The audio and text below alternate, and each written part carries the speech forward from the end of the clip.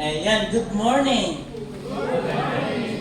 Maday tayo nga po Diyos karabsat, iti katatayo mo nun, iti daytoy nga daw, iti maika 25 Domingo, iti ordinaryo mo panuway. Ipagaman takabay mo, Merry Christmas! Merry Christmas! Pasko na naman! Nakabalot na ba kayo ng regalo?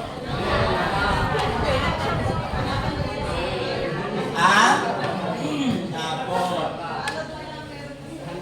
Balot pa lang? Pero wala pang laman. Meron pa kayong ilang linggo para mag-prepare ng inyong mga regalo sa akin. Ayan. Ramdam nyo na ba ang Pasko? Oo, ano? Kasi dito sa parsonage, mga kapatid, walang bintanang marami, kaya kapag gabi mainit, kaya nag-aircon kami. Pero ngayon hindi na kami nag-aircon, yung electric fan na malamig na. Kaya sabi ko, Pasko na talaga. Kapag ganito na yung klima, talagang lumalamig ng panahon, masasabi mo, Pasko na. Ang tanong, handa ka na ba? Sabi mo nga sa katabi mo, medyo itapik mo ng konti, yung medyo malakas. Ngayon dito mo na, handa ka na ba?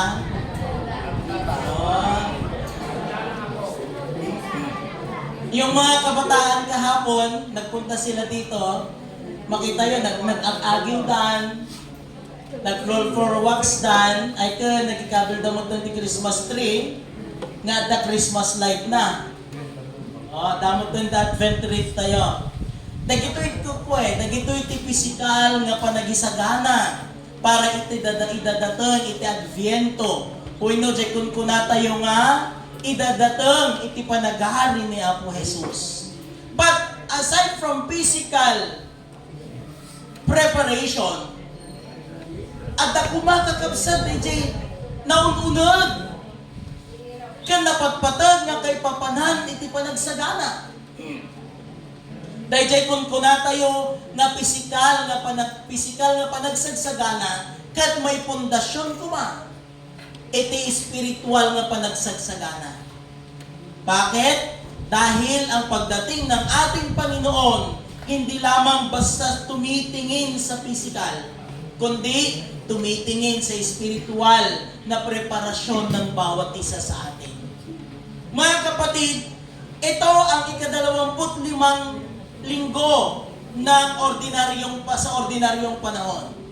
Ito naman, ang ika-2 linggo ng ating mga teksto ay nagsasaad ng paghahanda hindi lamang sa pisikal, kundi sa spiritual na katauhan ng isang tao.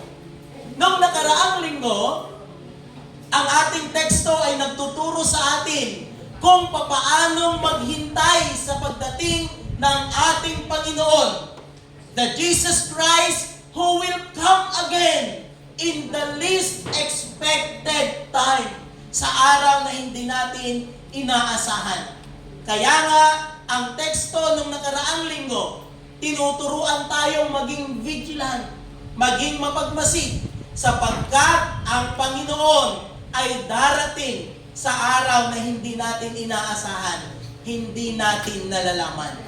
Ngayong araw na ito, mga kapatid, ang teksto natin ay nakaugnay pa rin, or ang teksto natin ngayong araw ay katuloy pa rin ng teksto natin nung nakaraang linggo. While the text last Sunday taught us to be vigilant, our text today will teach us how to use our waiting time accordingly. Di teksto di Domingo, isuro na kada tayo, iti panaguray, nga daan iti pinasirit, ken dapat mapagmasid sapagkat hindi natin alam kung kailan darating ang Panginoon. Yung teksto natin ngayon, tinuturuan naman tayo kung papaano natin gamitin yung ating mga oras, yung ating mga buhay habang tayo ay naghihintay sa pagdating ng ating hinihintay. sa Thessalonica, meron silang may church sa Thessalonica na sinulatan ni Pablo. Habang naghihintay sa pagdating ni Kristo, yung iba natutulog, yung iba hindi na nagtratrabaho, yung iba naman talagang wala nang ginagawa, very idle ang kanilang buhay. Dahil ang sabi nila, darating na si Kristo, uupo na lang ako at maghihintay. Pero hindi yun ang sinasabi ng banal na kasulatan ngayong araw. Tuturuan tayo ngayong araw kung paano natin gagamitin ang ating oras sa paghihintay sa darating na Panginoon. Kaya ang topiko na gusto kong pakipag-usapan sa inyo, how do we use our waiting time? Sabihin mo nga, itanong mo nga sa katabi mo, paano mo ginagamit ang oras mo sa paghihintay? Sa pagsa-cellphone ba? Pag-swipe ng Shopee? Pag-swipe ng Facebook? Pagpo-post sa Facebook? Panonood sa TikTok? Sa bukid? Sa barangay? Sa kung ano-ano? Paano nga ba natin ginagamit ang ating oras sa paghihintay? Manalangin tayo. Kadalasan, Panginoon, hindi kami marunong maghintay sapagkat kami ay mainipid na mga anak mo. Kaya, sa aming paghihintay, kung ano-ano ang aming ginagawa upang sa ganun, maubos lamang ang aming mga oras na hindi kami naboboard. Ngunit sa araw na ito, Panginoon, muli mo kaming papaalalahanan na bilang mga Kristiyano, mga tagasunod ni Kristo, bilang mga mananampalataya, paano nga ba namin gagamitin ang aming oras sa paghihintay sa iyong muling pagdating? Ama, sa oras nito, kasihan mo nawa ng iyong pag-ibig at karunungan ang anak mong gagamitin sa pagkakaloob ng iyong mga salita.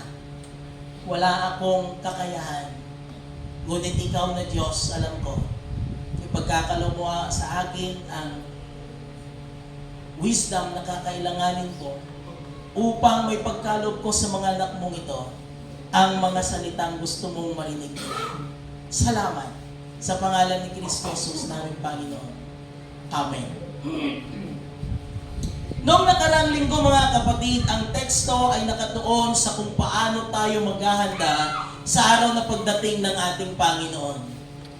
The text taught us to be vigilant while waiting, for we do not know the time when will our Jesus Christ will return again to judge the living and the dead.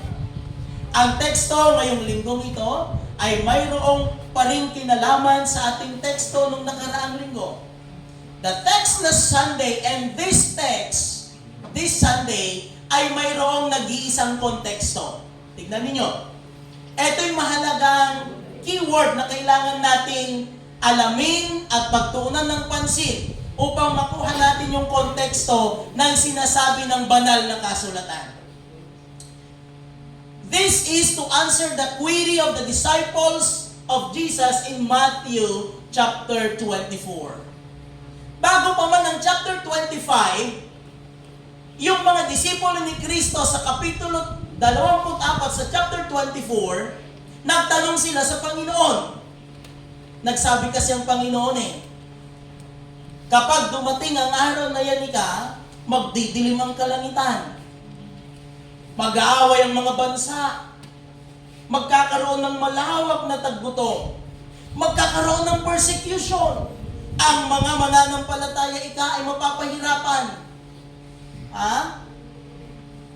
Mga nagsabi ang Panginoon ng mga sinyales ng kanyang muling pagdating. Kaya itong mga disipulo, sabi nila sa kanya, Panginoon, kailan po mangyayari ang bagay na yan? Anong sagot niya? Walang nakakaalam ng araw na yan. Ngunit, nagbigay siya ng mga sinyales. At, ang sabi niya, pagdating ng araw na yan, here comes chapter 25, in response to the query of the disciples, bilang tugon sa tanong ng mga disipulo kung kailan mangyayari ang mga bagay na kanyang sinabi, ang sabi niya, kapag dumating na ang araw na yan, chapter 25, verse 1 to 14, nung nakaraang linggo, ganito ang mangyayari. Merong 10 dalaga. Di ba? Yung nakaraang linggong teksto. Ang 5 ay hangal, ang 5 ay wais, matatalino, nasisirip. And in verses 14 to 30, ngayong linggong ito, ganun pa rin yung umpisa ng teksto. The opening statement of the text is, when the things that I told you will gonna happen, kunana, at that time, the kingdom of heaven will be like this. In answer pa rin doon sa query ng mga disipulo in chapter 24. Therefore, ang konteksto ng chapter 25, the whole chapter 25 nung nakarang linggo, ngayong linggo, at sa susunod na linggo, is the last things. Parousia. Or, the end times, eschatology, ang pagdating muli ng ating Panginoon upang sa ganon siya'y maghari. Kukunin niya ang kanyang mga hinirang at makikibahagi sa buhay na walang hanggan sa langit. Sa makatuwid, ang magkasunod na teksto ay mayroong iisang tinutukoy. It talks about the consummation of days where Jesus will return and the kingdom of heaven will finally be given to be enjoyed by the faithful servant. Yon ang tinutukoy ng ating teksto ngayon. At yun pa rin ang tutukuyin ng teksto sa susunod na linggo. Ang tanong, paano ito mangyayari? At ano ang gagawin natin bilang mga tagapaghintay sa darating na Panginoon? Yung tekstong ibinasa kanina, mga kapatid sa pananampalataya, para makuha natin yung ibig sabihin or yung konteksto nito, we have to know first kung bakit at kailan isinulat ang the book of Matthew. The book of Matthew was written 50 years after Jesus Christ's death. Ibig sabihin, nung namatay na si Kristo, 50 pa nga tawan sakbay nga naisurat, iti libro, iti Matthew. Kat iti nga panawan, rampant ang persecution and execution of the believers. Ang mga mananampalataya noon, pinapahirapan. Yung iba pinapatay. Ipinapako din sa krus na kagaya ng pagpako sa krus sa ating Panginoong Jesucristo. Kaya marami sa mga mananampalataya noong panahon yon, they withdraw or recant their faith. Yung dating tinanggap na nila si Kristo, pero dahil takot silang mamatay, takot silang mapahirapan, takot silang ma-persecute, binibigyan sila ng pagkakataon ng mga pinunong Hudyo o ng mga Romano upang i-withdraw nila yung kanilang pananampalataya. Parang ganito. Kung darating si Kristo ngayon, darating ang persecution ngayon, at ang mga mananampalataya ay papatayin, ngunit hindi papatayin yung mga magwi-withdraw o babawi sa kanilang pinaniniwalaan. Sasabihin mo, naniniwala ka ba kay Kristo o hindi? Pag sinabi mong oo, papatayin ka. Pero bago ka patayin, bibigyan ka ng pagkakataong bawiin mo yung pananampalataya mo. Gagawin mo kaya? Siguro wala nang pako sa krus ngayon, ano? Pero sa likod mo may Armalite o 45. Sabihin sa'yo ng general, naniniwala ka kay Kristo, pag sagot mo oo, bibigyan ka ng pagkakataon. Bibigyan kita ng pagkakataon. Kung babawiin mo yung pananampalataya mo sa Panginoon, bibigyan ka namin ng pagkakataon mabuhay. Ganito yung nangyayari sa kanila noon. These Jewish leaders, itong mga leader ng mga Hudyo, yung mga leader ng mga Hudyo, binibigyan nila ng pagkakataon yung mga Kristiyano upang bawiin yung kanilang pananampalataya. Ngayon, kung hindi nila binawi yung kanilang pananampalataya, they will be persecuted. Pero kung binawi nila yung kanilang pananampalataya, mabubuhay sila. Pero, in exchange to their faith. Ang hirap din salamat sa Diyos, hindi tayo nabuhay sa ganoong panahon. Kasi, kung nabuhay tayo sa ganoong panahon, ewan ko, baka walang natira, kakaunti. Pero yung mga tagasunod ni Kristo noon, even in the midst of the persecution, ang sabi nila, I will never recount my faith. I will never withdraw my faith.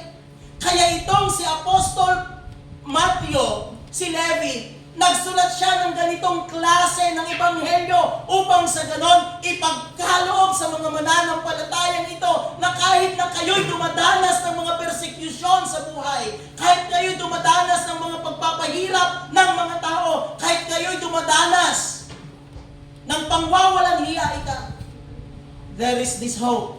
Because Jesus Christ will come again on the consummation of days, and you will reap the fruit of life. You will reap the life everlasting in heaven. Kaya yung ginagawa ninyo ngayon, sabi ni Matthew sa mga mananampalataya noon, hindi mawawalang kabuluhan, hindi mawawalang saysay, sapagkat may kasiguruhang darating at darating ang Kristo na pinananampalatayanan natin upang magbigay sa atin ng buhay na walang hanggan.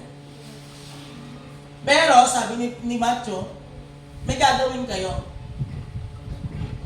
Habang kayo'y naghihintay, kailangan ninyong maghintay ng may, kinasirip? Wisdom. Kailangan ninyong maghintay na ginagamit nyo ang inyong pananampalataya sa ikadadakila ng ating Panginoon. Kaya isinulat niya ang talinghagang ito ng talinghaga ng mga talento. Now, let us examine this, the parable of the talents. Iti nga panahon, since the Israel is under the Roman colony, ang nagpapalakad sa gobyerno noon ay ginto. If you have gold in those time, ibig sabihin you have everything. Parang ngayon, if you have the money in this time, parang nasa iyo na lahat. Kung may 20 million ako sa bangko, ewan ko na lang. Nasa atin na lahat, wala na akong hahanapin pa. Kahit 5 million na lang, tower. Noong panahong yon, kapag may ginto ka, nasa iyo na lahat. Kaya itong talent na sinasabi dito, hindi lamang basta tumutukoy doon sa talento na tinatawag natin, pagpipiano, paggigitara, pagsayaw, pagkanta. This is not the talent na sinasabi dito sa banal na kasulatan. Ang talento na tinutukoy dito ay monetary value. At ang isang talent ay equivalent into 33.3 kilograms of gold. Tignan nyo, ang isang talent ay may equivalent na 33.3 kilograms na gold. Doon kasi sa binasa ko kanina, Pilipino Sabi niya 5,000 peso ang nakalagay. Pero sa original manuscript, ang nakasabi doon, 5 talents, 2 talents, 1 talent. Ang 5 talents, ang 1 talent, equivalent to 33.3 na kilos of gold. Imaginin mo yon. Ang katumbas nun, 20 years na pagtatrabahuan ng isang laborer. Sweldo ng isang laborer sa loob ng 20 taon na pagtatrabaho. Aba, matagal-tagal din yan. E noong panahon, ang isang taon na sweldo ng isang laborer is 300 dinar. So, 3 times 20, yun. 300 times 20 years, yun yung katumbas ng isang talento. So, matagal-tagal. So, yung teksto natin, ang sinasabi dito is monetary value. Kaya nga, minsan kapag ginagamit natin ang tekstong ito, we misinterpret the text at ginagamit natin siya into stewardship. But then, kung gagamitin natin ang tekstong ito para sa stewardship, we miss the point of the text. Because the opening statement of the text itself, kunana, intun mapasamak daytoy nga aldaw, meaning, ang sinasabi ay ang kaligtasan, ang pagdating muli ng ating Panginoon.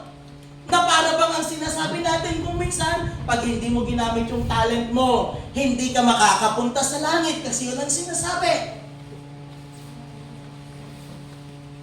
Eh ano ngayon?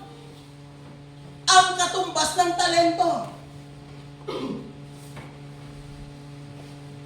Ano ngayon ang presentasyon o representasyon ng talento? Yun bang talent mo sa paggigitara? Yun bang talent mo sa music? Yun bang talent mo sa pagbibigay, sa pagkanta, sa pagsasayaw?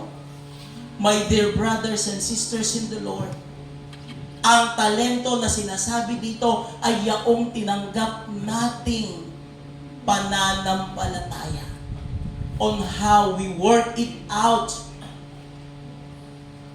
for the divine purpose of God. Kung papaano natin pagyamanin at payabungin ang ating pananampalataya. Kaya sabi ng nakatanggap ng 5,000, nung natanggap niya yung 5,000 talento, yung 5 talento, sabi niya, pumunta siya agad mga lakal, nag-disciple agad. Nagbigay agad, nag-preach agad sa lansangan. Nag-preach agad sa kanyang mga magulang, sa kanyang mga kapatid. Ganon din yung ginawa ng nakatanggap ng 2 talento. Pumunta siya agad sa Bilibid prison. Pumunta agad sa mga lansangan na hindi naaabot ng mga Fariseo o ng mga Hudyo. Pero yung nakatanggap ng 1 talento, aba, nagpaisi-isi, nagbaling nga watil-watil. Tata di dum nagsubli ni Yesu Kristo, nagsubli di among da ko na di nakatanggap iti 5, apo ko na, day inawat ko nga pamati, inyo pra. Oh, addan ni Lawrence, addan ni Julian, addan ni Felix, nga napasurot ko iti lawag. Kunana di among da, well done, my good servant. Come and join me to the feast. Kasamot lang po na di nakatanggap ti duwa. Naawat na di pamati na, inyo prana ko na, apo, inyo prak di pamati. Ita, addan ti makitang daytoy, ti bunga na. O, addan ni kabsat nga sali, da kabsat nga yoli. Kunanan to ni Apo Diyos, well done, my good servant. You work out your faith. Ngayon ko na di nakaawat iti may sa Apo. Mabuti nga hang ko nga inyo bra. Tamugmat nga aggapas ka ti saan mo nga minulaan. Agpuros ka ti saan mo nga kukwa. Pinadakos na pwede di among na.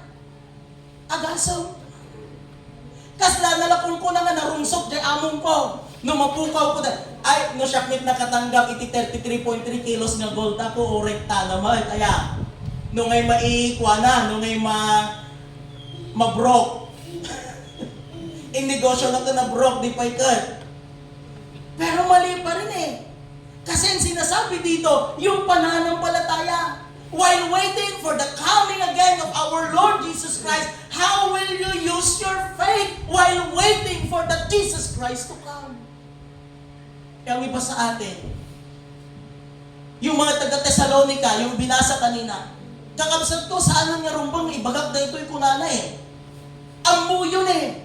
Amu yun no umay ni Kristo. Naman niya tatanamitin nyo, agtugtugaw kayo, gitida kayo, agwatil-watil kayo, itirabi, agbabartag kayo kunana, tila dangar aramidin nyo. Ngayon umay ni Kristo nga sa inyo mapagpakadaan, anyang inaprayo kadagiti pamatiyo. Did you work out your faith?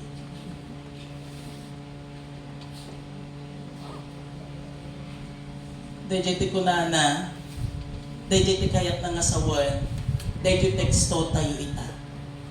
It's not about the talent physically that we have. It's not about the monetary value that we have. But it is about the faith. Ang ibig sabihin dito, ang bawat isa sa atin ay tumanggap ng pananampalataya. Pero, ang pagkakaiba nating lahat on how we use our faith for the divine purpose of God on how we use our faith while waiting to that Jesus Christ who will to come to judge the living and the dead. Ang tanong, tapitin mo ulit yung katabi mo, ginagamit mo ba yung pananampalataya mo while waiting?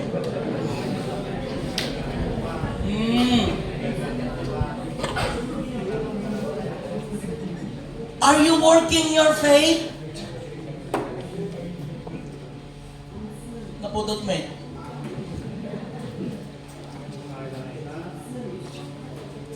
Are you working out your faith? Yun naman.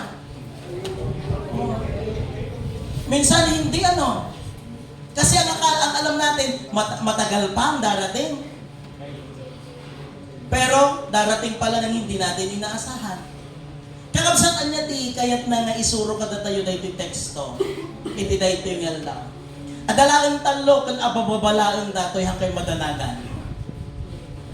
Umuna ka na, the parable reminds us of our accountability as Christian believers, even when Jesus is no longer with us.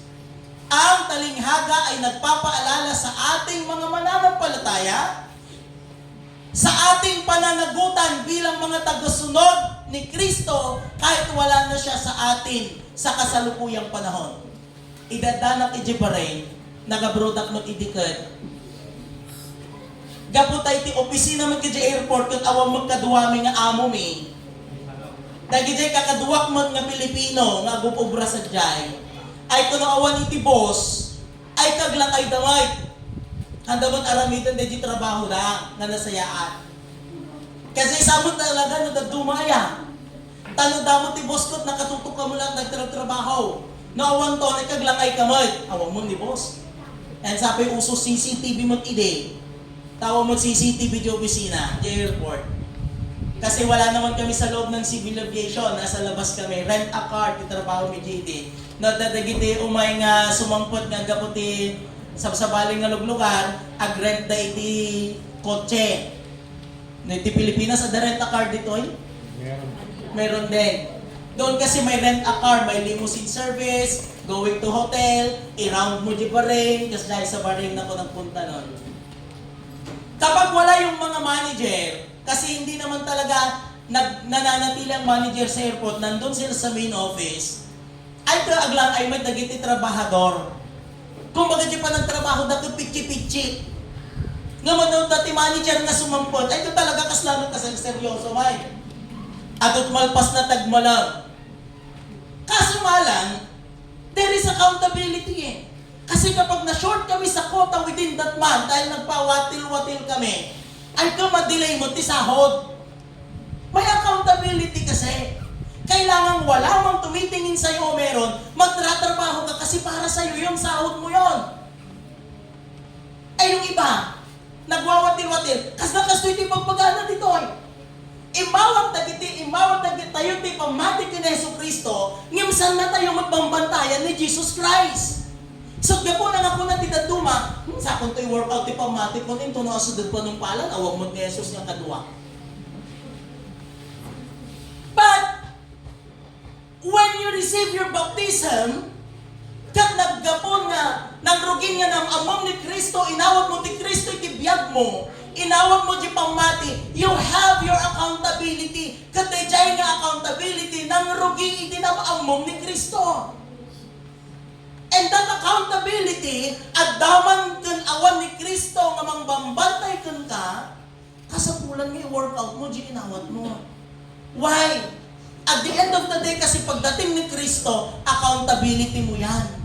Hamong nga mabalin nga awak nga birukan kanyak ni Apo Jesus. Dayjay na aramid ni Jeremy. O Pastor Person, anyat na aramid ni Jeremy. Alang ang ibibilang niya sa akin yon. Aba mga kapatid, sarili nating pananampalataya yan, sarili nating i-work out yan, kasi sarili nating accountability yan.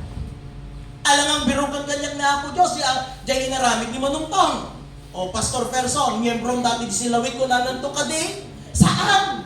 Nadikot di, Kristiyano ka, inawat mo ti pamatim, accountability mo yan. With or without Jesus Christ, na kadwa tayo tatama panawan. Nga mamati tayo, kikitahan na tayo. Inton umay, at kadamagan na to, manot na ganan siyam. Di ka di? Mano iti nabagaam, iti napintas nga sarsarita iti banghelyo.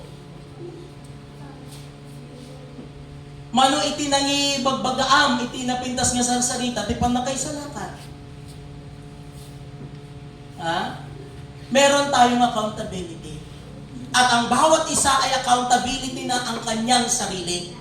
Hindi po pwedeng accountability ko kayo. When it comes to the church, accountability ko kayo ngayon. Pero kayo ang may accountability sa inyong mga sariling pananampalataya.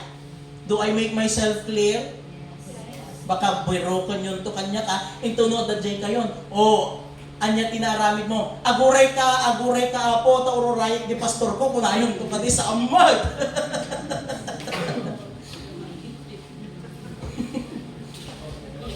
Aguray ka apo, ta inilista mo di pastor ko, idi ka, di inaramid mo, kunayon to ka di haan. Ang sarili nating pananampalataya, accountability natin yan. The outward manifestation of the faith within us will only be seen through our action and how we become a good steward of the gifts that we receive. Mga kakabsat kung Kristo, sabihin nyo nga accountability natin ito. Oh. Gifts are not necessarily means monetary as it is in the parable. Ang talent na sinasabi dito ay pumapatungkol sa ating kabuuan bilang isang mananampalataya at tinitingnan ng Diyos ang ating pananampalataya kung paano natin ito gamitin sa pamamagitan ng pagpapayabong natin sa ating mga tinanggap na kaloob. It is not the quantity that matters most, but how we use our gifts and faith for the divine purpose of God. Ang tanong, paano natin ginagamit ngayon ang ating kaloob? Ang ating pananampalataya? Nagiging mabuting katiwala ba tayo nito? Nagbubunga ba ito? Kapag muli bang darating si Kristo, masasabi natin, Lord, dahito jentod mo, dahito mod, di ganan siya. Pabalita ito kadigay pagaday dyan. Kakabsat, we have still time. May oras pa tayo upang gamitin natin ng tama ang ipinagkaloob sa atin ng Panginoon na pananampalataya. And while waiting for the coming again of Christ, for the consummation of days, we have to use our faith according to divine purpose of God. Kas panagururay tayo. May kadwa ko na. The parable reminds us of the future hope that we have amidst persecutions, trials, and all circumstances of life. Ang talinghaga ay nagpapaalala sa atin na may pag-asa sa hinaharap. Dumaan man tayo sa maraming paghihirap at pagsubok sa kasalukuyang panahon. O, sino ngayon ang dumadaan sa problema? Praise God. Isa lang ang nakita ko. Sana all. Makihati nga kayo sa problema namin, kakabsat. Sino ngayon ang dumadaan sa persecution? Deje, apang ka di kapilya ko, karakapilya ka mo, tanyalaw kubraan nyo di kapilyan. Siya idi damdamog tag Kristiyano ako kuha. Nakaipilak pa, dahil pala di Biblia idi, nabayag dahil nga Biblia kon so narugit ato ito surat na. Nakalongis libak pa yung kakabsat, o rin ang pudo mo ti Pilipinas. Nakakastanak nga magnadidalan, naka-islaksdak, nakabalatak, nakalong sleeve. Tapos kunada kanya malabsam langitan! Dapay lang kadikas na itata. Ay na ni Eric. Ada ni Eric dita. Ni Eric I'm sorry to use Eric. Uretawan. Yeah. Ni Eric hindi damdamo na kapilya kukuha kunada da kanon din ng ibaga nga nya di kasunod di pa ng ibagada ng kumatandaan na nun. Pero dumanas din siya ng persecution at ng dilaw. Oh. So, dumadaan tayo sa mga pagsubok. Check. Big check yan. Ure do kwartam, ure na salunat ka, ang mga pagsubok ng buhay, it will come in many phases. In different phases actually. Umay ti panubok, agduduma da ita. Di pa nanlalpas si Maysa, umay man di Maysa. Loyal da kita. Loyal ang mga pagsubok sa atin. Buti pa sila loyal. Sana yung pera din loyal. Hindi pa natatapos yung isang pagsubok, nandiyan na naman yung isa. Hindi pa natatapos yung dumating, may dumadating na naman. Oh. Maraming hamon, maraming problema, maraming persecution. Ang persecution, hindi lang pagpatay. Dumadaan tayo sa humiliation. Uy, ayawan da tayo. Agot may pagpagada ka da tayo, chismis da tayo. Persecution yon. Dagito'y kakabsat kat makaitublak na daduma, makapadismaya eh. Ate ka di sumbat, iti panagpamati. Dahito ka di iti maitod ti panagpamati. Nagadong nga problema. Alam nyo, ang pananampalataya, it's not a bed of roses. Kapag tinanggap nyo yung pananampalataya, nalaman yung katotohanan, I will warn you. Babalaan ko kayo. Mas maraming darating na pagsubok. Bakit? Ayaw ng dyablo na nandyan ka, kapatid. Sabi mo, ayaw ng dyablo na nandito ka. Oh. Ang gusto kasi ng dyablo, nandun lang tayo sa labas. Kaya, tignan nyo to. Kung hindi natin ginagampanan yung ating pagiging Kristiyano, pag nakakalimutan natin yung pananampalataya natin, walang pagsubok. Happy-go-lucky, happy-go-easy ang life. Ang gandang mabuhay. Ako noon nung hindi ko naman binibigyan ng importansya yung pananampalataya ko, wala akong problema, happy-go-lucky ako. Easy ang life. Bakit? Kasi, alam ng dyablo, nandun ka na, kasama mo na siya eh. Pero kapag nananampalataya ka, nandyan ka na, alam mo ng katotohanan, mas dumadami ang pagsubok. Pero, ito ang good news. We have this God with us. Romans 8:31. If God is with us, then who can be against us? At the Diyos kakatuwa tayo. Kanta ito'y pay. Nayon iti good news. This is the greatest good news. At da sagsagana ni Apo Diyos nga namnama ijay.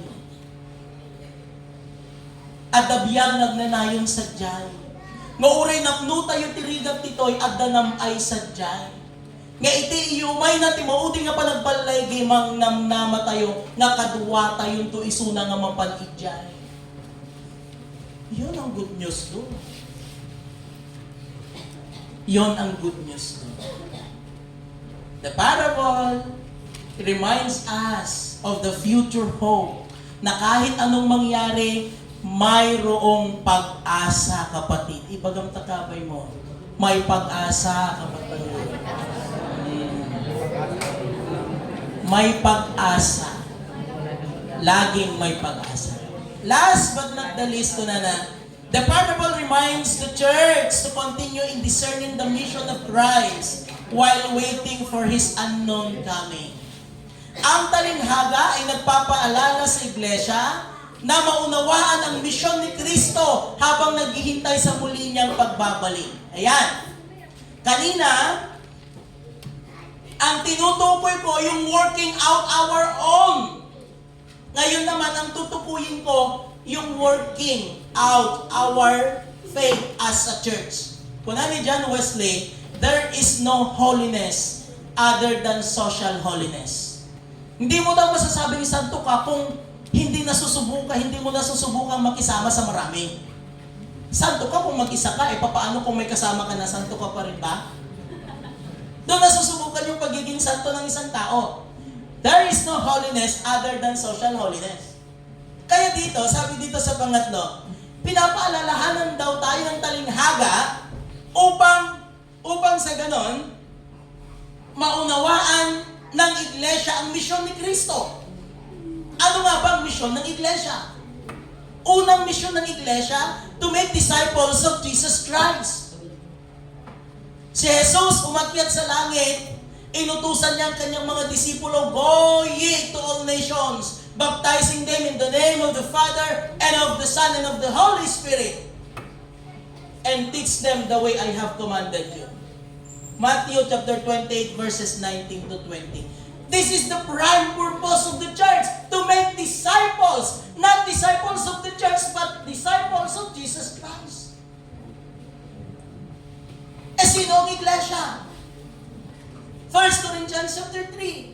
Hindi nyo ba alam na kayo ang templo ng Panginoon? Kayo ang iglesia. Iglesia comes from the Greek word ekklesia. Ibig sabihin, a group of people, ang pagtitipon ng mga tao. Tayo ang iglesia. That is why we have this responsibility to make disciples of Jesus Christ in all parts of the world.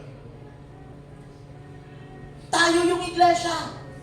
Kaya paglabas natin dito, dapat nagniningning tayo.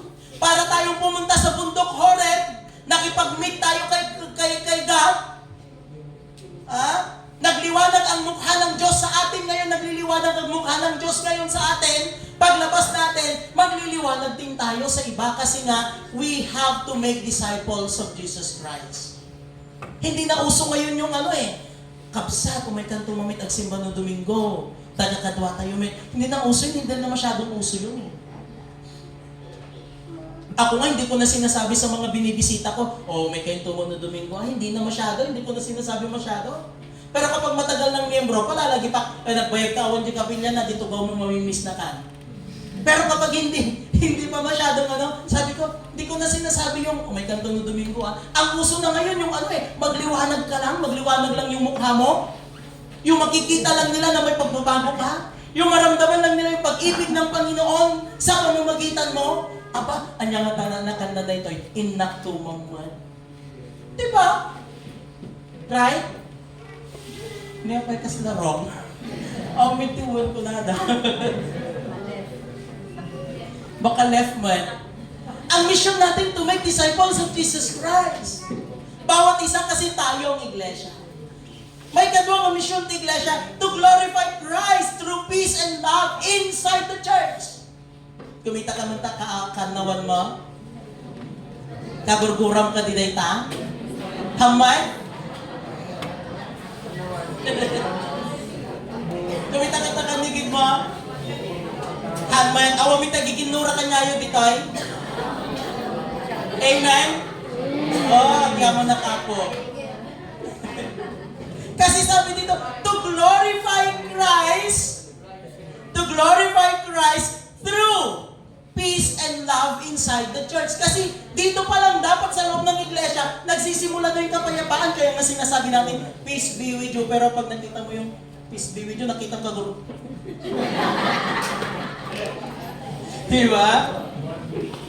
Dito pa lang sa church, nag-uumpisa ng kapayapaan at pagmamahalan. Kaya nga, sa loob ng church ay dapat makita ang pag-iibigan at kapayapaan. At ang mga katangian ito, pakinggan nyo, ito pinaka-importante. Ang mga katangian ito ay nadadala ng bawat individual na mananampalataya sa loob ng kanilang tahanan at sa komunidad na ginagalawan. Tanong, sino sa inyo ang may kagalit sa bahay? Patawarin nyo na. Makipag-peace na kayo. Sino sa inyo ang may kagalit na kapitbahay? Makipag-peace kayo. Bakit? Yung nakuha mong kapayapaan at pag-ibig dito, mission mo na ibigay din yun sa iba. Sabihin mo, mission mo na ibigay din yun sa iba. Kung nang mamunta kaamoy mo. Yung nakuha mong pag-ibig at kapayapaan dito, ang mission mo, ipagkaloob din yan sa iba. O pangatlong mission ng iglesia, to uplift, help, and strengthen each other, most especially to the needy. Most especially to the needy. I-uplift, anong i-uplift sa Tagalog, JC? Iangat, tulungan, at palakasin ang bawat isa, higit lalo ang mga nangangailangan. Nung Friday, mga kapatid, natapos ng Finance Committee budgeting. At lubos ang aking kasiyahan sapagkat ang budget ng Now Ministry budget lang ito ngayong taon, ay umaabot sa 288,000 pesos. Well, Now Ministry, Nurture, Outreach, Witness, umaabot sa 288,000 pesos. Alam niyo kung bakit ako nasisiyahan? Hindi ko i-compare tong church ninyo sa iba, pero sa iba kasi, hindi nila pinaglalaanan ng malaking pondo ang Now Ministry. Dito, nakita ko pinaglaanan ng committee, ng finance, ng council, ng malaking pondo ang Now Ministry. Anong ibig sabihin nito? Ang ibig sabihin nito, ang iglesia ninyo dito sa Silawig ay talagang nakatuon sa ikalalago ng misyon ni Kristo at ng pagtulong sa iba. Yun ang ibig sabihin nun. Lagi kong sinasabi, ano ang silbi ng isang iglesia kung hindi tumutulong sa nangangailangan? Mas maigi pang magsara na ang iglesyang yan. Totoo yun. Sa lahat ng local church na pinagdidistinuhan ko, walang silbi ang iglesyang hindi kumukupkop at tumutulong sa nangangailangan. Isara mo na yan. Bakit? Sapagkat hindi ito tumutulong sa pagbuhat sa misyon ng ating Panginoong Jesucristo. Anong misyon? Ang pagtulong, ang pagkupkop sa nangangailangan, ang uplift mo ng tayo? Pag-angat sa mga nangangailangan. Anong silbi ng iglesia natin kung hindi natin gagawin yun? We have to glorify Christ. The faith, yung faith na tinanggap natin, kailangan mag-manifest hindi lamang sa ating sarili, kundi sa buong kawad ng Panginoon, sa buong iglesia. Kaya nga, ang iglesia dapat ay tumutulong sa pagtugon, pagtulong, at pag-angat sa mga nangangailangan. Dahil ito ang kagustuhan ng ating Panginoon. Paano natin ginagamit ang ating oras at panahon sa paghihintay, mga kapatid? Paano natin ginagamit ang ating mga kaloob sa ikadadakilan ng Panginoon habang atin siyang hinihintay sa pagdating sa muling pagbabalik? Totoong hindi tinitingnan ng Diyos ang gawain ng bawat isa upang maging basehan ng kaligtasan. Dahil ang kaligtasan ay nasusukat lamang sa grasya ng Diyos ayon sa ating pananampalataya. Ephesians chapter 2 verse 8 to 9. Ganun pa man, huwag nating kalimutan na ipapakita lamang ang katunayan ng ating pananampalataya o kung may pananampalataya man tayo sa pamamagitan ng ating mga gawa. Santiago chapter 2. Ang pagiging mabuting katiwala ng bawat isa sa atin o ang paggamit natin ng tama sa mga kaloob ng Panginoon ayon sa kanyang ikaluluwalhati ay isang pagpapakita ng ating kasinuhan at kung tunay nga ang ating pananampalataya sa Diyos. Ang mga bagay na ito ay may malaking layunin sa pagpapasya ng Diyos sa ating kahihinatnan pagdating ng panahon. Dahil sa paggawa lamang natin na ipapakita ang tunay na pananampalatayang nakakapagligtas. Kaya nga, ang bawat isang mananampalataya ay mayroong obligasyong gamitin ng tama ang panahong paghihintay at pagyabungin hindi lamang iisang aspeto ng buhay, kundi lahat ng aspeto ng ating buhay. Gamitin ng tama sa paninilbihan sa Diyos at sa tao upang siya ay madakila sa ating pamamagitan. The challenge for us today, how do we use our time in waiting? Tama ba ang paggamit natin ng ating oras sa paghihintay? Wino-work out ba natin yung ating pananampalataya? In the name of the Father, and of the Son, and of the Holy Spirit, this is the message. Amen.